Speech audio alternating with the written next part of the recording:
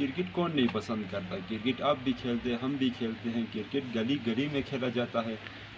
हम क्रिकेट के लिए इस नॉर्मल बैट का यूज़ करते हैं, लेकिन आज हम इस बैट से नहीं खेलेंगे, इस बैट से खेलेंगे हम। इसको हमने बनाया है, कुछ की लगा इस पर। इसका लुक आप देख सकते हैं, ये बहुत ही ख़तरनाक दिख रहा है और ये है भी बहुत ही ख़तरनाक। आप इसको जो है घर पे इस तरह की कोई चीज़ ना बनाए, हमने वैसे ही फ़न के लिए बनाया है। इसको हम कुछ अलग किस्म के हमारे पास कुछ बॉल्स है, उन पर ट्राई करेंगे। और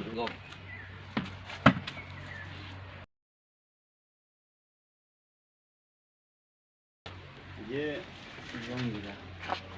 आप देख सकते हैं, बॉल यहाँ पे फंस गया है गिल्स पे और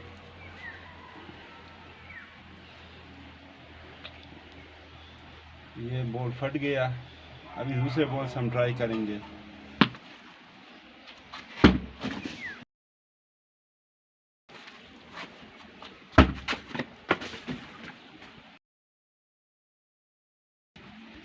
और ये भी फट गया है, इसका भी हवा सारा निकल गया।